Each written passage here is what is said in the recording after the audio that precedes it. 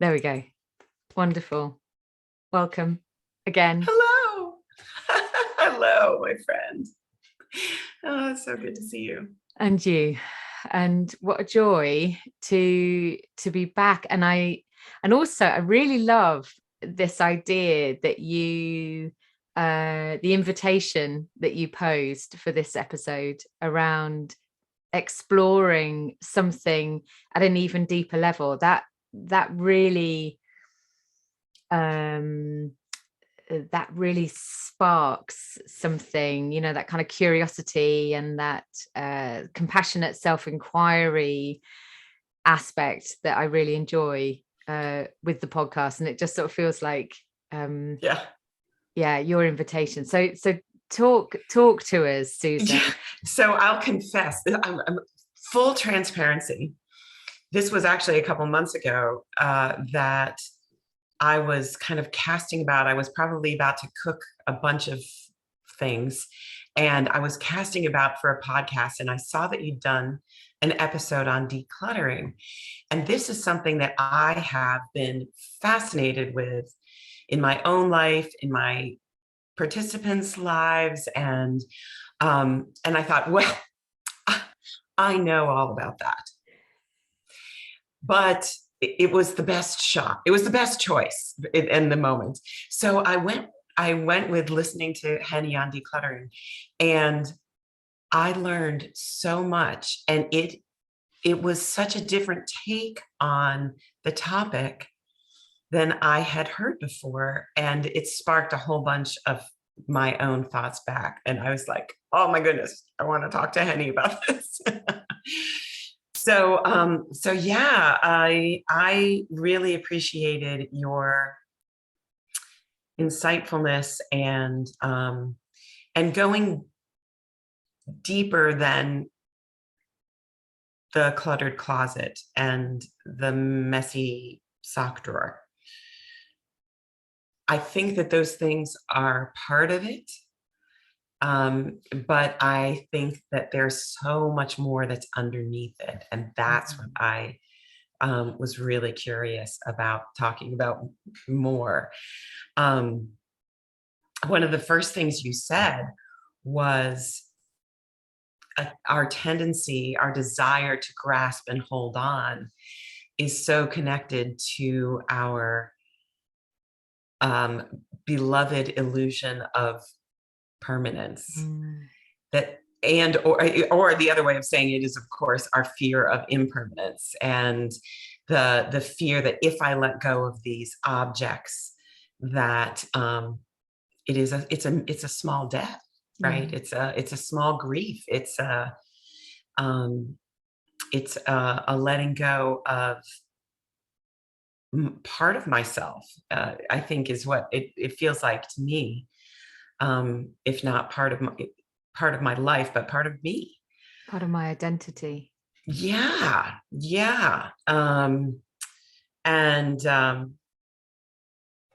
So I've thought about that a lot. And when I know that you just moved house, and when my husband and I went through our biggest decluttering, we were moving from a pretty big house to a very small house, and we really had to be kind of ruthless.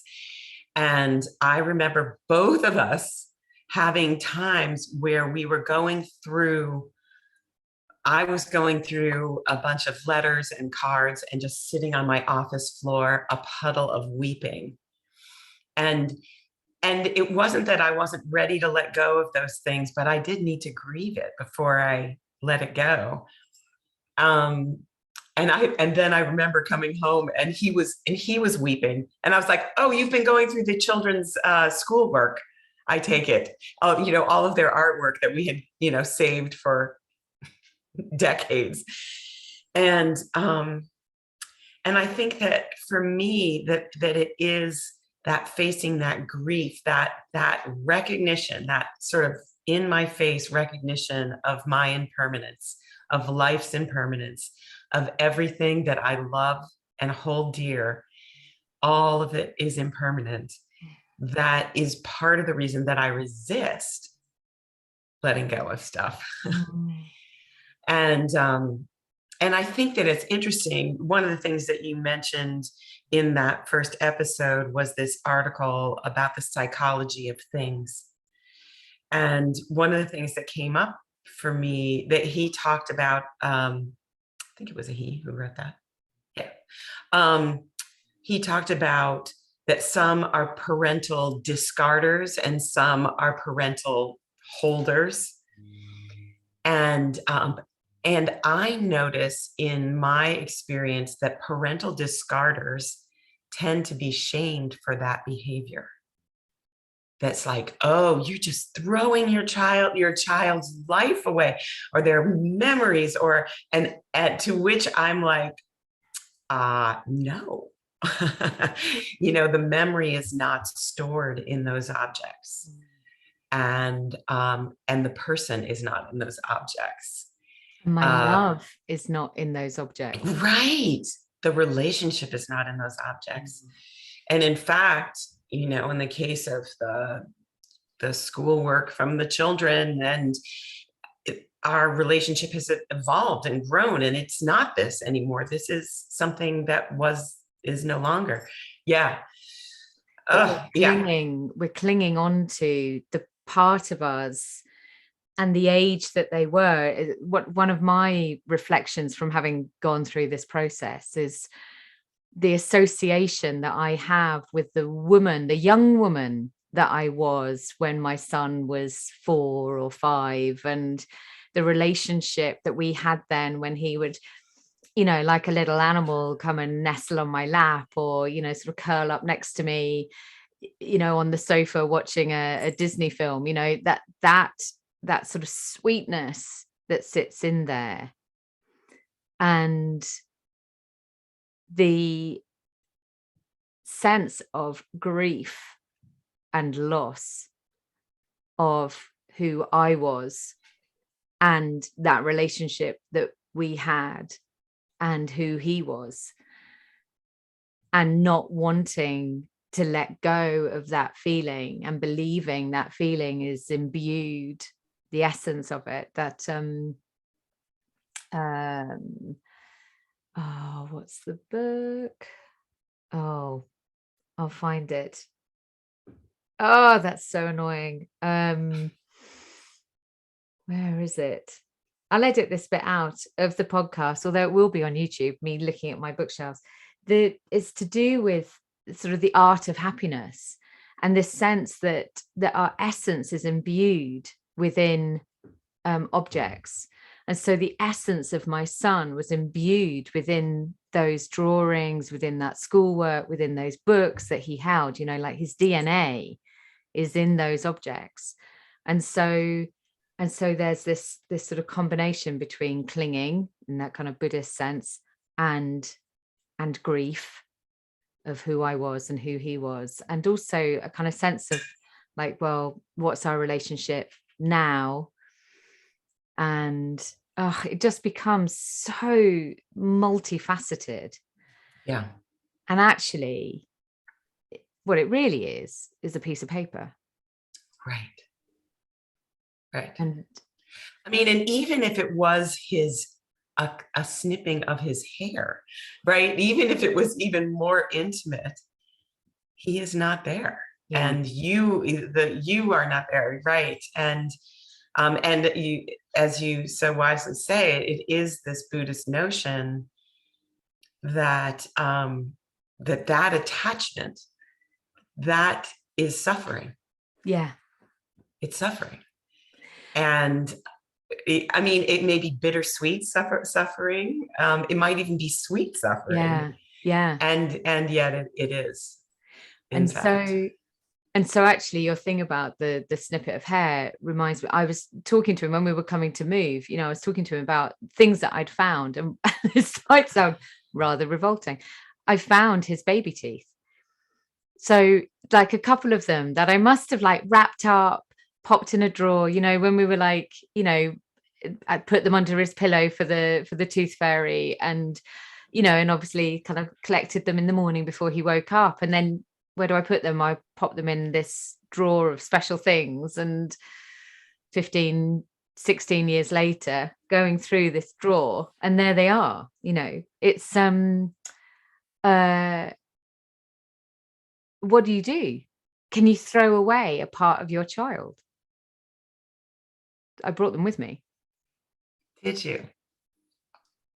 Interesting. So I'm very, very curious about this process of decluttering and not clinging, and the creating the space between the object, the observation of what the object symbolizes, and my relationship with the symbolism, in order to be able to then see what is the choice that you want to make about the object.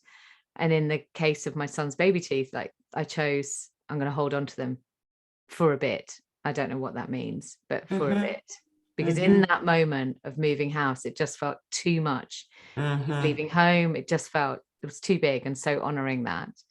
And I think there's something really important here, actually, about this whole sense of decluttering, is being really mindful of where the suffering exists, and where the pain of release feels as though right now it's not time. And of course, there's a balance as well, because you could say, well, that applies to everything. I can't get rid of anything. And then we become one of those people where our whole home is filled with every memory and every newspaper and every, you know, cereal packet we've ever, you know,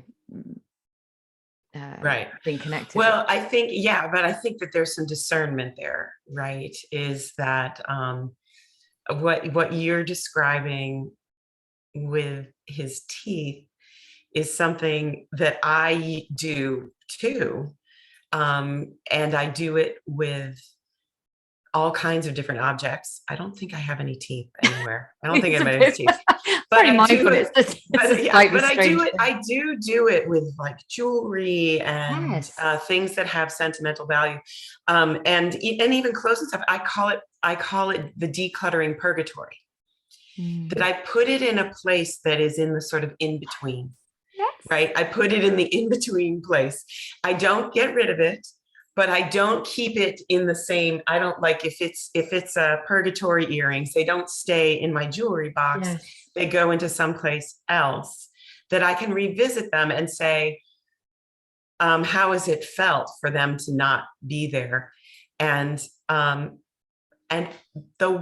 vast majority of the time, it's like, oh, haven't even thought about it. I have no problem letting go of it. But every once in a while, I'm like, give that back to me. Yeah. and that's okay. I think that's okay. But I think that it is the discernment that probably the cereal packets don't hold the same edge. But there's something here as well. I loved your question about how has it been for them to be in the purgatory. So I too have I call it the liminal place, the same, this middle ground, like where they sit. And I have jewelry. And in fact, it's where the teeth are now. It's just okay, it's not just yet, but they're on it's a staging post for the way out. But I wonder whether there's an inquiry here around actually asking the object, how does it feel for you to be here? Oh man, I like that. Me too. That's really, really interesting. Because if we're imbuing the object with feeling by creating identity around it, by creating a connection with our own identity or the identity of someone that we love, then, you know, by extension, it has the ability to communicate back to us. Right. Absolutely. Right, man, I'll tell you, as soon as you said that, what came to me for some of my purgatory items was, for the love of Pete, let me go. Yeah. I mean, yeah, really interesting. Gorgeous. That is a genius approach to it. In that, yeah, there's so much. And there's something, listening to you there, the reflection that came up so swiftly was a correlation with what happens when someone reaches end of life. Right. And so many stories of people resisting end of life, but also so many stories of people saying, you need to let me go. Yeah. You know, in one way or the other, that's the request. Yeah. Yeah. And of course, at end of life, you know, when it's somebody that, you know, a loved one, our natural desire is to keep them with us, to not declutter them from our life, you know, to hold on to them, even if for them their time is, you know, it's done. Yeah. Yeah.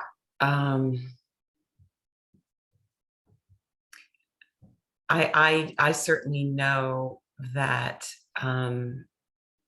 objects that are connected for me with someone who has passed are much stickier, much less, much more difficult to release. And one of the things that we play with in our house is to choose one piece, one something from a beloved. You know, I have one letter from my grandpa, and Frank has from his grandfather has a barometer that doesn't work.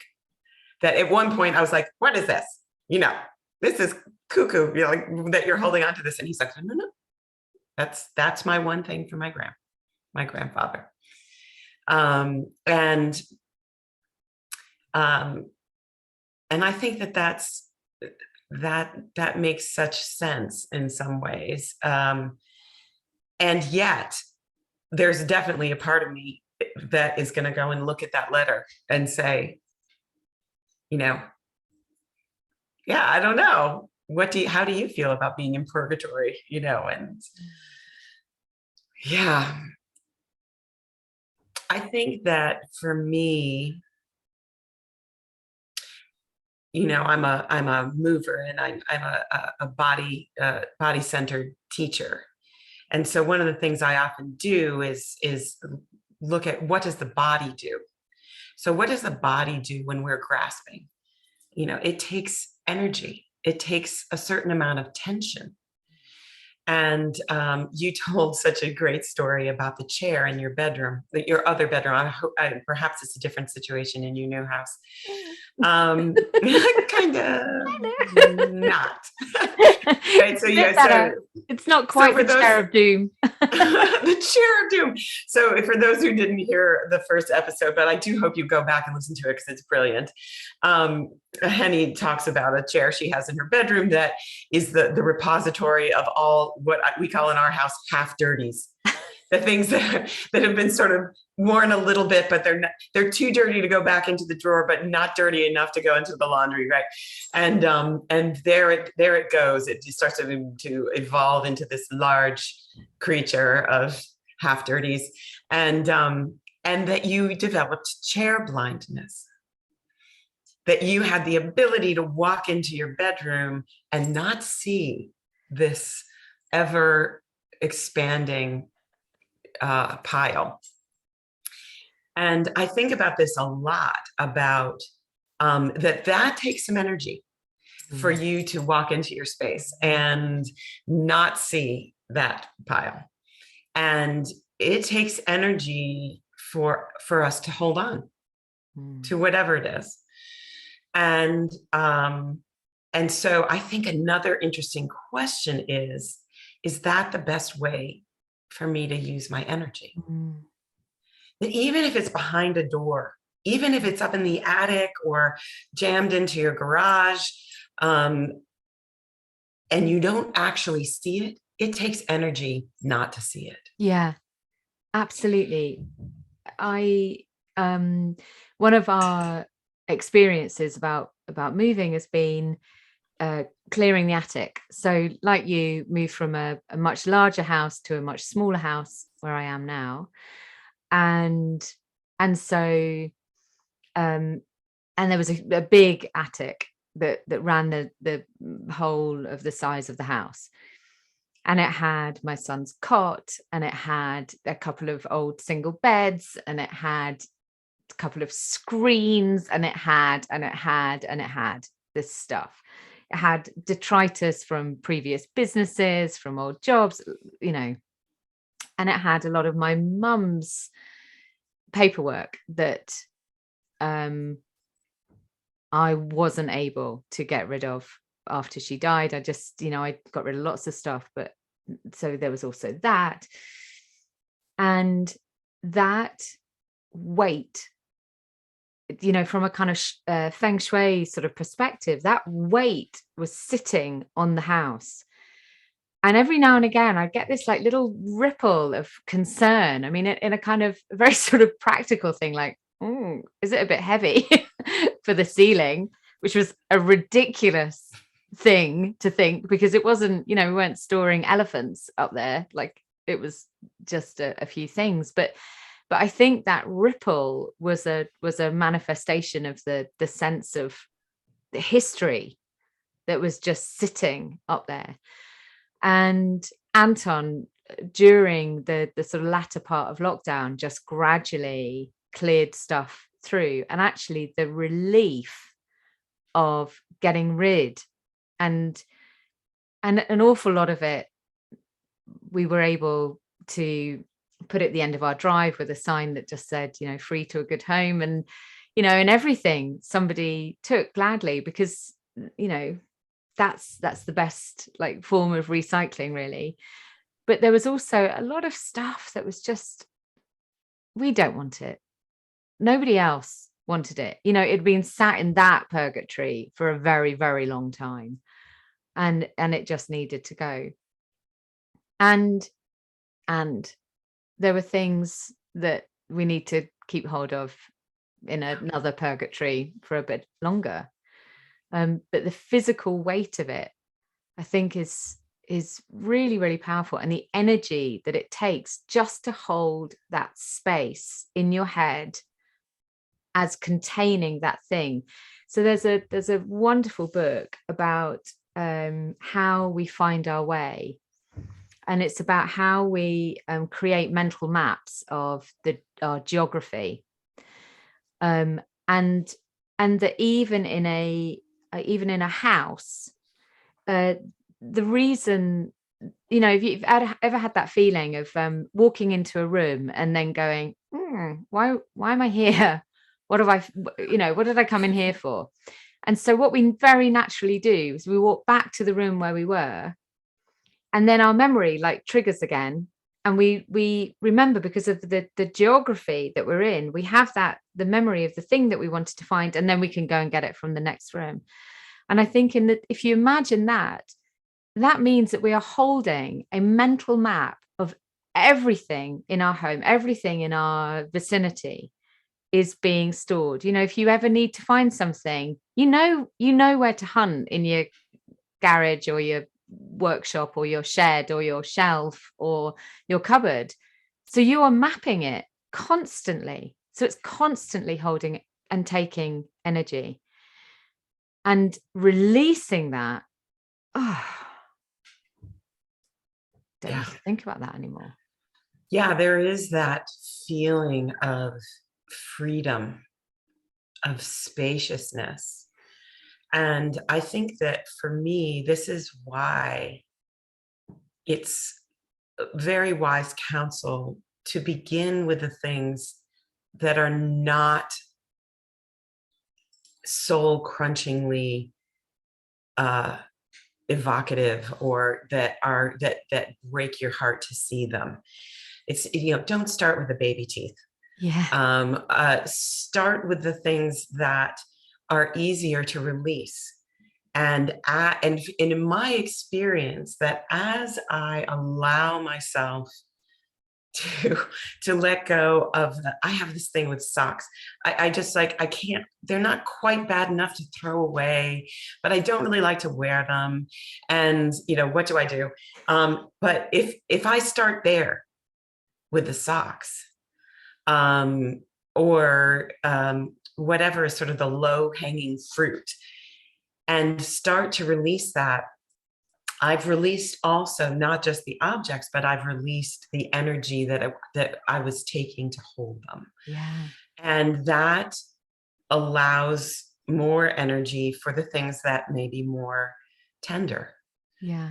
And I think that I totally agree. Here in the States, we have something called Buy Nothing, which are community neighborhood email groups or Facebook groups, on which you can post something and say it needs a new home. And it's for me, such a great way, as you say, it's like putting it at the end of the drive, really. It's the same idea, only online. And it's such a great way to repurpose things, especially those things that don't have a lot of edge to them. And it also strikes me that there are lots of ways of releasing things that may be more appropriate for things that have strong emotional tethers for us. So something that's more ritualized, a bonfire of your mother's, I don't know what your mother's paperwork was, but, I could imagine having some kind of release like that. We don't need this. Mom certainly doesn't need this. Nobody else is going to want this. So let's release it to that, to the universe, or whatever you want to say. But so I think that those are the things that really strike me, is looking with discernment as to where we begin. And if it feels too tender to let go, then don't, that's not the place to start. Yeah, exactly. And then to look at, how am I releasing it? Yeah. Am I releasing it? Maybe I'm releasing it maybe to another family member, or something, I don't know. I think there's something that's coming up for me as I'm listening to you there. I think that all really, really resonates. And there's another question that sits inside it as well, which is, what am I holding on to about this item? What is the symbolism for me? Because with some things, it's very easy to see. It's a photograph of you and your grandfather. It's your grandfather's letter. It's a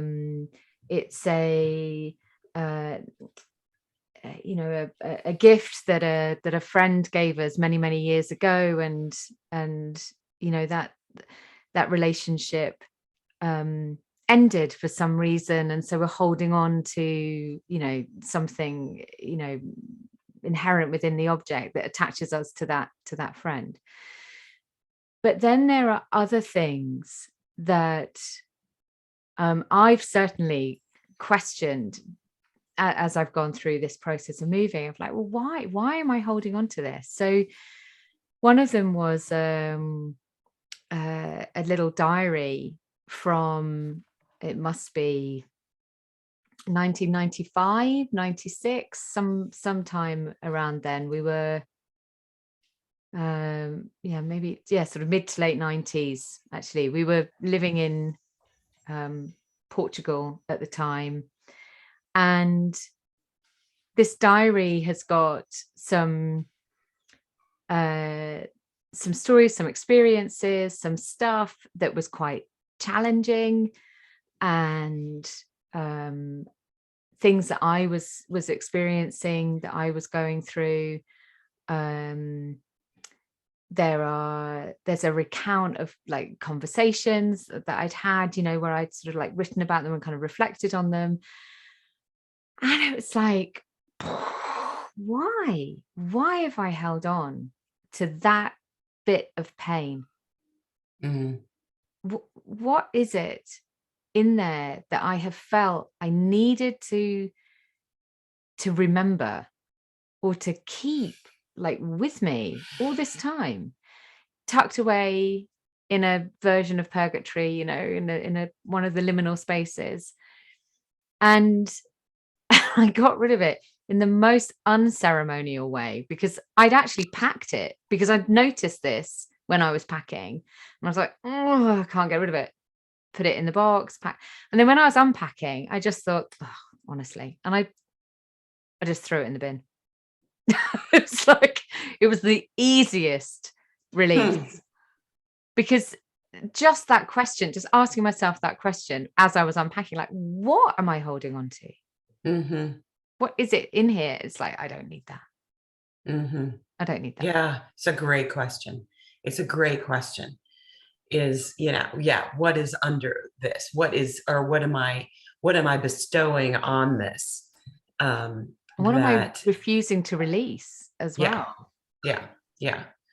Right. And I think that getting back to something that you said earlier about, is it some part of my identity? Is it some part of my values? Is it something that, I'm not me unless I hold on to this? I think that's a genius question.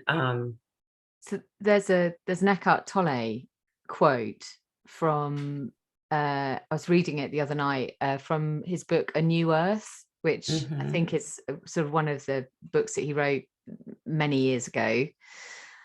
And he's talking about this concept of suffering in association, in sense of like possessions, and how, really sort of what we're talking about earlier in this conversation.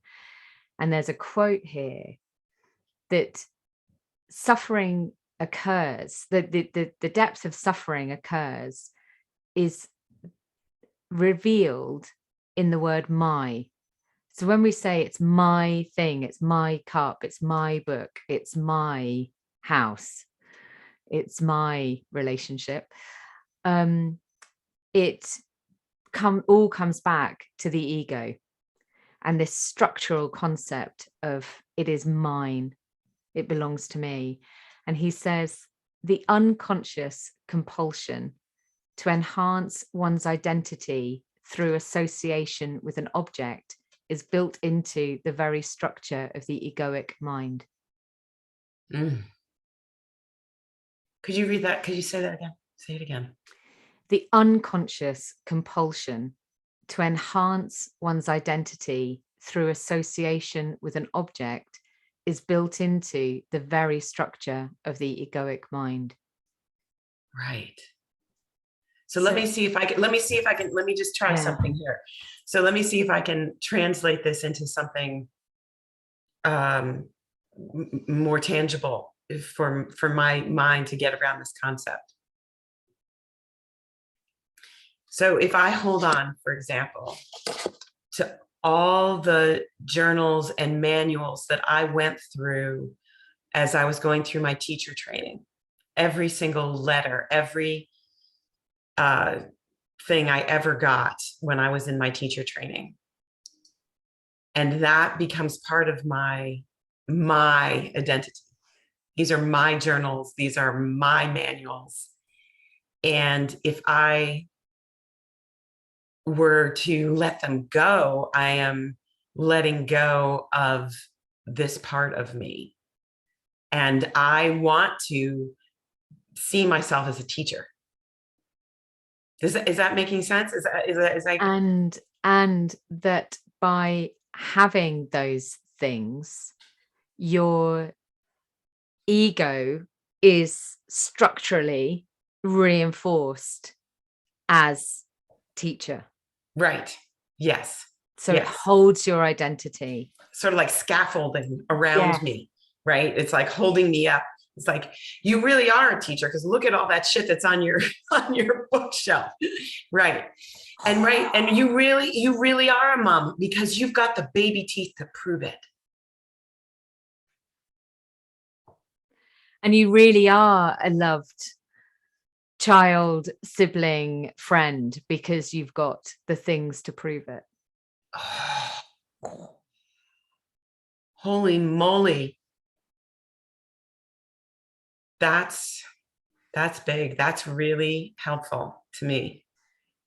Is I like this idea of thinking about it as a way of sort of propping myself up and proving, like, all the self-doubt that I wrestle with all the time about, I love that, you are a loved person, because look at all these birthday cards that you've gotten over the past 10 years. And if you throw those away, maybe that will be called into question.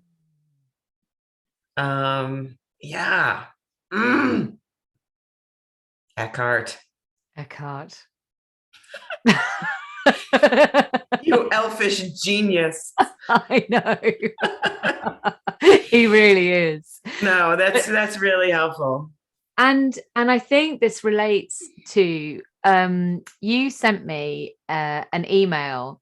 There's a lovely little thing here. There's an of course-idence in here.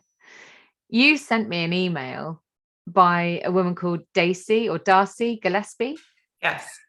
And I was looking at that this morning before talking today, and there was a quote that I want to share. But by chance, I then realized I'm actually collaborating with her in January through someone else who works in a sort of similar world, who's connected us together. Isn't that bizarre? So gorgeous. Gosh. So I wrote to her this morning saying, oh my God, this is so hilarious. I'm about to quote you, Darcy Gillespie. And she came back and said, that's so amazing. So anyway, her quote was, so she is, as far as I understand, she's someone who really specializes in helping people with their clothing and with decluttering in that sense. So a kind of practical sort of sense. But also, I loved this quote from her. She says, it's about letting go of the clothes that fit 2 years ago, because you are who you are today and don't need to morph back into a past self. Yes. I really like that. Yes. I really like that. Yeah, she's genius. Oh, I'm so excited that you're working with her. And again, it's similar to what we're talking about. Her work is ostensibly about clothes, and it's so not. Mm-hmm. And just like what we're talking about here, we're talking about objects, we're talking about things, and we're not. We're talking about what's under them, the energy we give to them, the power we give to them, and as Eckhart points out, the propping up that we get with them.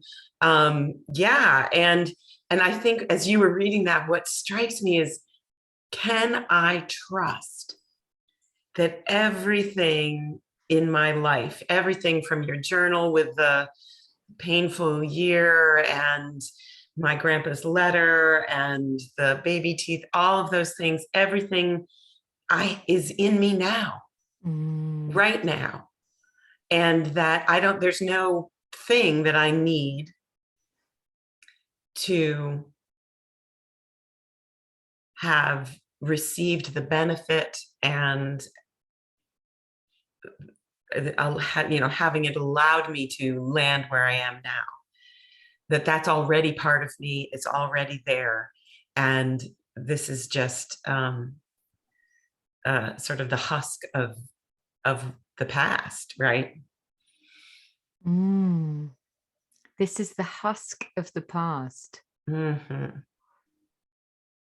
That's very, very powerful phrasing. So there's something here about the allowance that the only constant is change. And that we, with every breath, our body is changing, our cells are constantly changing, and who we are changes. And holding on to the husk of the past is sort of refuting our ability or capacity to grow, to expand. And so actually by releasing this stuff, comes back to the point you were making earlier, by releasing this stuff, we're creating this psychological space, this energetic space, to be able to allow ourselves to grow in who knows what way. Yes, right. I mean, there's the unknown, but yes. Yeah, that's genius. It's in your first episode, you talked about white space, which from a design point of view, of course, I mean, makes so much sense. We all know what it feels like to stumble upon a website that someone has crammed every blessed word they've ever thought about the topic that they want the world to know about, and we're unable to take it in that it's too much. There's too much, and we need space in order to receive and integrate and respond to whatever it is. And I loved this analogy that you made, and the question that came up for me when you said that was asking myself, how do I want this space or this time or this lovely bedroom chair to feel? How do I want it to feel? How do I want to feel?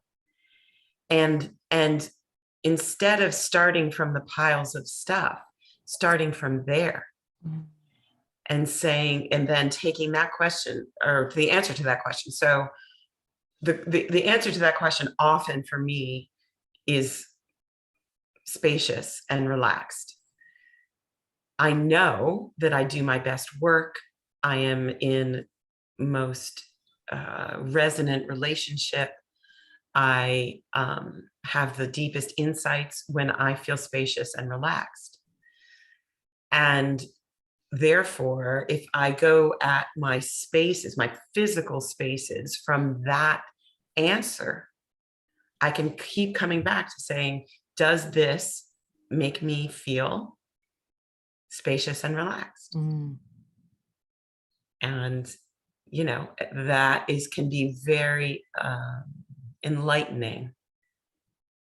And that suddenly it's easy for me to let go of all the socks and all the birthday cards and all of those things, in that I am coming from that a more intentional place. And it's a place of compassion. It's a place of intention, rather than a place of judgment and self-criticism. So actually now, so thinking about it's the same chair, it's less doomful these days because of that intent of that room, the room that it's in. We had the house is tiny, it has 1.5 bedrooms.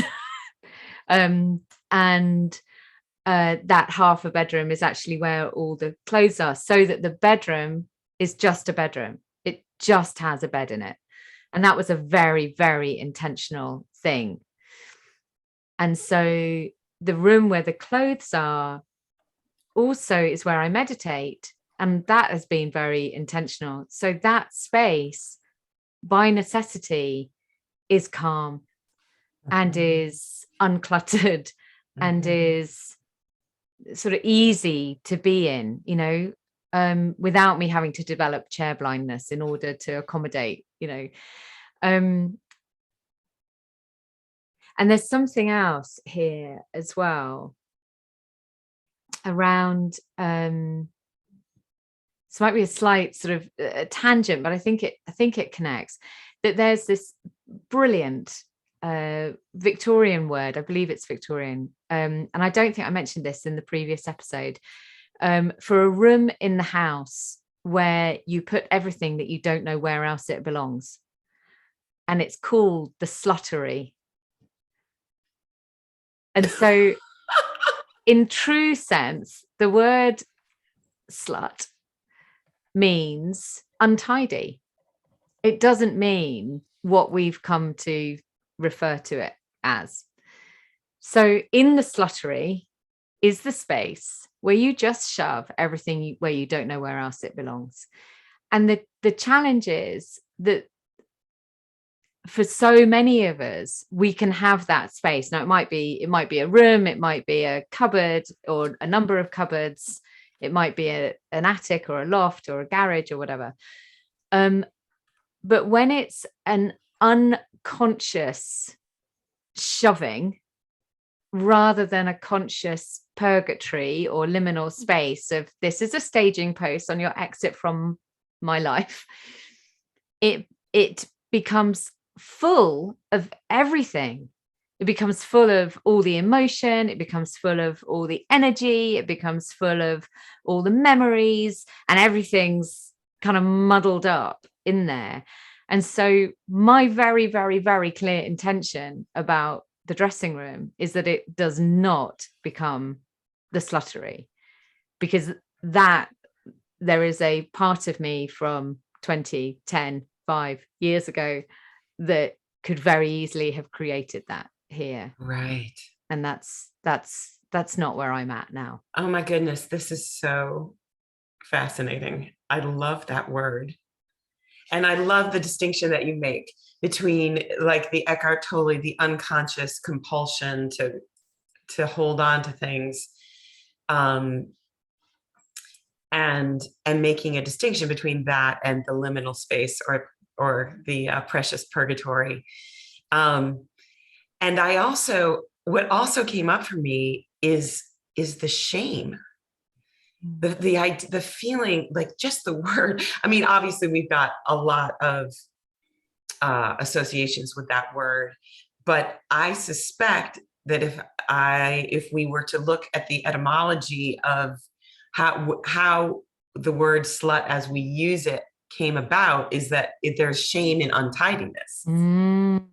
And I think that's something I really want to make sure that we say very clearly, is that this practice of decluttering is one of deep compassion and kindness, and really making space for exactly where we are, and that there is no right or wrong about how to do this or what a space should look like. I love a lot of what Marie Kondo does, and I can get into this perfectionist, like, I'm doing this right if my drawers look like this and if my closet looks like this. And I kind of want to say, drop that and say instead, can we hold ourselves with deep compassion as we grapple with these untidy, tangled spaces, messes, whether they are in our closet or in our computer or in our heads. Yeah. And so that feels really important to say, that what we're offering here are this collection of questions that has emerged, I think, is really interesting, and a way of investigating your personal space, dear listener, your particular situation, and how might you make that more how you want it to feel, like Henny's meditation room, and my office space, and how do I want that to feel in my bones? Do I, and what can I do for myself to create that? And I'm mindful of those two of the other questions that have appeared for us today. The one around asking the object how it feels. What does it need? Does it need to stay, or is it time? Is it ready that it can go? Yeah. And I've forgotten the other one, but it will come back. No, I can. Is this the other ones that I loved that we came up with? Is this the best way for me to use my energy? That was it. To be mapping and holding space for all of these things. And the other question that you asked, which I thought was genius, was, what am I holding on to when I'm holding on to this object? Yeah. What is it that I am taking the energy to grasp? And do I really want it? Do I really need that? Yeah.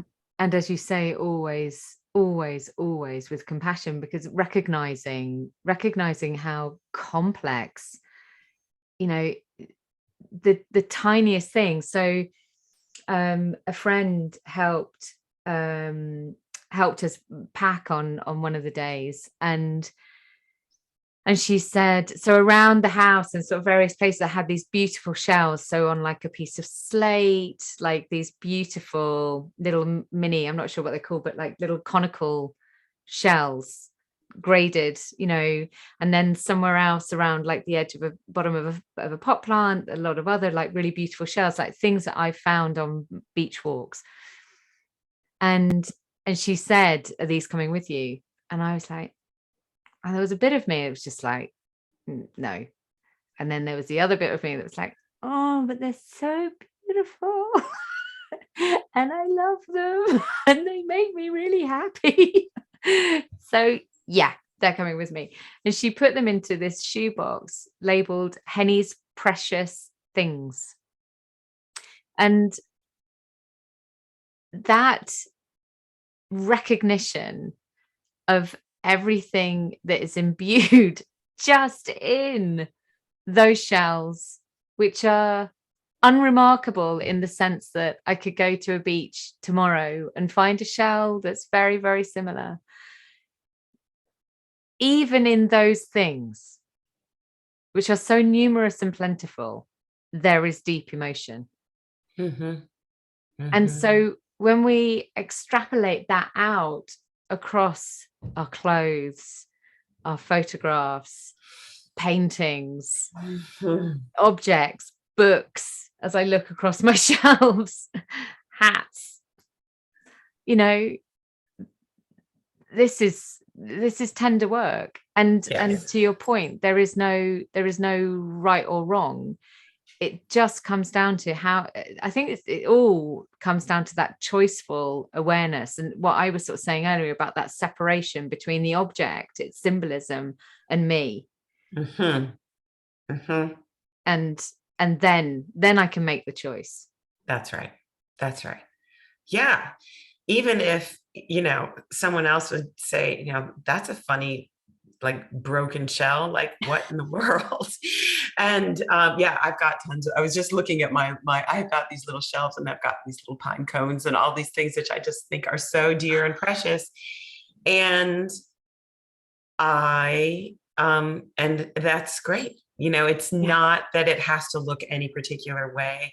And I think that your recognition is like, yes, they're so beautiful, and they're beautiful to me in this particular way. And heck yeah, hold on to those things. Allow their beauty to continue to reverberate until it doesn't. And someday it may not. Someday you may toss them into the drive and allow them to go back into the great stew pot of the world, you know. Or coming back to your thing about ritual, that what immediately sort of came to mind there was actually offering them up. So before we left our old home, I went to my mother's grave, and whenever I go, I take a natural offering. She's buried in a this sort of organic, like, woodland cemetery. And so I take an offering from the natural world and I decorate her grave. And so, of course, that's where this box of Henny's precious things is going to go. Of course. Oh, that's so great. Yeah. And she'll love it. Yes. Right. Right. I mean, I can just feel the rightness of that.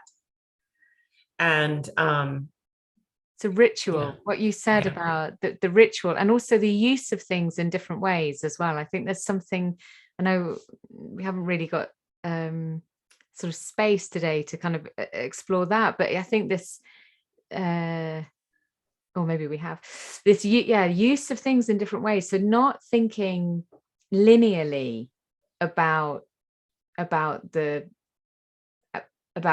objects that we own and how we release them or how we unclutter, but thinking really sort of inhabiting that compassionate self-inquiry to ask all those questions that we've also, we've talked through today, in order to be able to be a bit more expansive about how we view the object. So we see it in all its essence, we see it in the emotion, we see it in its energy that it's taking, and we can think non-linearly about what it represents for us and how we may choose to release it. Yes, or repurpose. I like that idea too. Yeah. So yeah, it's perhaps another user or another use. Yeah. So great. I'm so glad we got to talk about all of this stuff. It feels very satisfying to me. Yeah. So thank you for allowing me to riff off of your first. Oh God, I mean, honestly, what a joy. It's really interesting because I noticed how recording that episode influenced actions that I took, and I know recording this episode is already influencing next steps that I'm going to take as well, and that always feels incredibly useful for me. So thank you so much. It's always a joy, my dear friend. And yes, and just to reiterate your point around the self-compassion. Yeah. Always. Endless tenderness. Endless tenderness.